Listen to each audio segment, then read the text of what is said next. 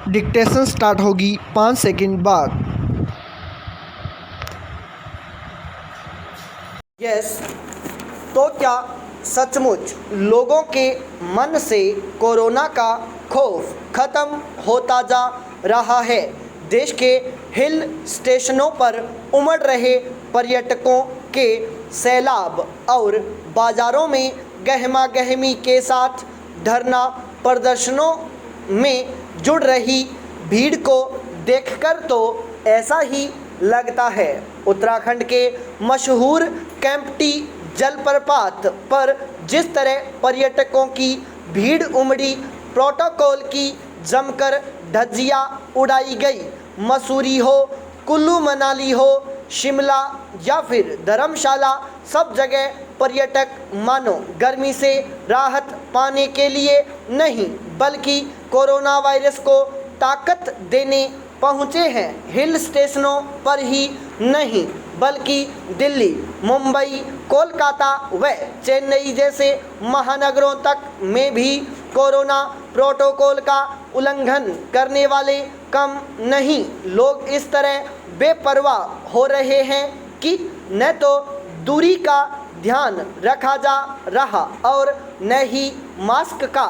इस बात से संतोष जरूर किया जा सकता है कि कोरोना की दूसरी लहर की पीक खत्म होने के बाद अधिकांश प्रदेशों में कोरोना संक्रमण के मामले लगातार कम होते जा रहे हैं, लेकिन संक्रमितों की मौत के आंकड़े अभी चिंता पैदा करने को काफ़ी है। गुरुवार को ही महाराष्ट्र में 439 व केरल में 142 मौतें दर्ज की गईं, जबकि देश भर में 911 कोरोना संक्रमितों की मौत हुई है। इसके अलावा तमिलनाडु, आंध्र प्रदेश और असम में अब भी कोरोना संक्रमण के नए मामले ज़्यादा हैं। कोरोना की दूसरी लहर ने जो कहर बरपाया उसे भूल जाना बुद्धिमानी नहीं होगी, वह भी ऐसे वक्त में जब टीकाकरण की रफ्तार उतनी नहीं है जितनी विशाल आबादी वाले हमारे देश में होनी चाहिए। वैक्सीन लगाने के बाद बेखौफ होने वालों की संख्या भी कम नहीं है, जबकि तमाम वैज्ञानिक शोध में कहा जा चुका है कि टीकाकरण सुरक्षा कवच जरूर है, लेकिन बचाव के मापदंडों की तुलना के साथ ही प्रधानमंत्री नरेंद्र मोदी ने भी अपनी नई मंत्रिपरिषद की पहली मीटिंग में भी कोरोना को लेकर आगाह किया है। पुराने अनुभवों से सबक लेने की ज़रूरत समझते हुए पीएम ने साफ कहा कि जरा सी भी ढिलाई खतरनाक हो सकती है।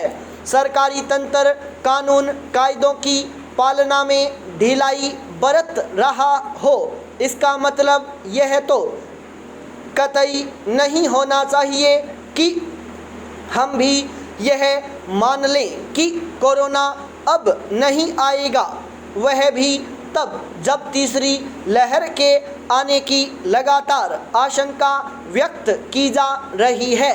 कोरोना को लेकर भय का माहौल न बने, यह जितना ज़रूरी है उतनी ही आवश्यकता इस बात की है कि ऐसे हालात न बनने दिए जाएं जिससे संक्रमण बढ़ने का खतरा फिर पैदा हो जाए। नेताओं के लिए चुनाव, जनसंपर्क व रैलियां भले ही संजीवनी का काम करती हों, लेकिन जनता खुद भीड़ का हिस्सा बन आ कोरोना मुझे मार कहे तो दोष किसका पाई पैराचेंज। हाल ही शी जिनपिंग ने वॉल स्ट्रीट को धक्का पहुंचाने के लिए चीन की उस बड़ी टेक कंपनी के खिलाफ दमन चक्कर चलाया जिसमें अमेरिकी निवेशकों ने कई बिलियन डॉलर का निवेश किया ही था। इस अप्रत्याशित घटनाक्रम के बाद वॉल स्ट्रीट के चीन समर्थकों ने अंततः स्वीकार ही लिया कि मौलिक स्तर पर खेल बदल चुका है। गोल्डमैन सैक, जेपी मॉर्गन व मॉर्गन स्टैनली द्वारा न्यूयॉर्क स्टॉक एक्सचेंज पर चीनी राइडिंग ऐप डीडी जशिंग का इनिशियल पब्लिक ऑफरिंग लॉन्च किए जाने के 2 दिन बाद ही 2 जुलाई को चीनी नियामकों ने कंपनी के खिलाफ सख्त कार्रवाई की। डेटा सुरक्षा कारणों का हवाला देते हुए इसे ऐप स्टोर से हटा दिया गया। नतीजा यह हुआ कि आईपीओ की लिस्टिंग के थोड़ी देर बाद ही इसके स्टॉक की कीमत 30% गिर गई, जबकि निवेशक अधिकांश अमेरिकी $4.4 बिलियन का निवेश कर चुके थे। इसके बावजूद आईपीओ लाने वाली वॉल स्ट्रीट फर्म्स ने लाखों डॉलर की फीस वसूल ही ली। वॉल स्ट्रीट जानकारों को संभवतः पहली बार एहसास हुआ कि वे अमेरिकियों को चीनी टेक फर्म में निवेश के लिए प्रोत्साहित कर मूर्खता कर रहे थे। CNBC के एंकर जिम क्रेमर, जो पहले डीडी के शेयर खरीदने की बात कर रहे थे, अब कह रहे हैं कि अगर अब भी आप चीनी कंपनी के शेयर खरीदते हैं तो आप बेवकूफ़ हैं। अमेरिका में पूंजी जुटाने वाली चीनी कंपनियों का ऑडिट नहीं हो सकता।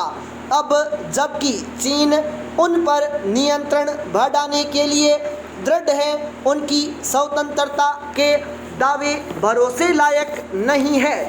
चाइनाज विजन ऑफ विक्ट्री के लेखक जोनाथन डी वार्ड के अनुसार कम्युनिस्ट पार्टी ऑफ चाइना के बड़ी टेक कंपनियों पर कसते शिकंजे की वजह कंपनियों के स्वतंत्रता के भाव को ख़त्म करना ही नहीं, बल्कि उन्हें बीजिंग के रणनीतिक लक्ष्यों के अनुरूप कामकाज के लिए बाध्य करना भी है।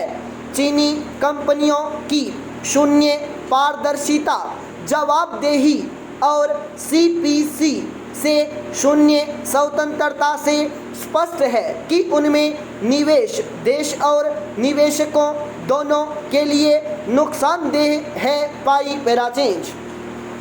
जब सरकारी नौकरी में चपरासी के पद के लिए भी न्यूनतम शैक्षणिक योग्यता का प्रावधान है, तो यह प्रावधान मंत्री पद के लिए क्यों नहीं होना चाहिए। साथ ही मंत्री पद के लिए योग्य व्यक्ति वही है जिसकी छवि बेदाग नेता की हो।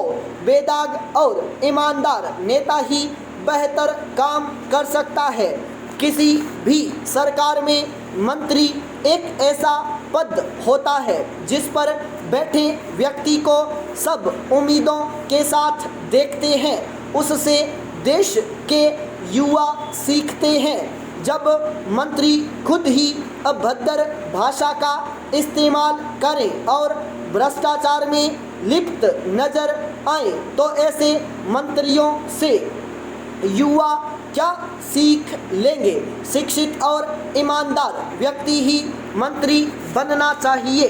किसी भी सरकार में मंत्री पद के लिए व्यक्ति की अधिकतम आयु सीमा एवं न्यूनतम शैक्षणिक योग्यता तय की जानी चाहिए।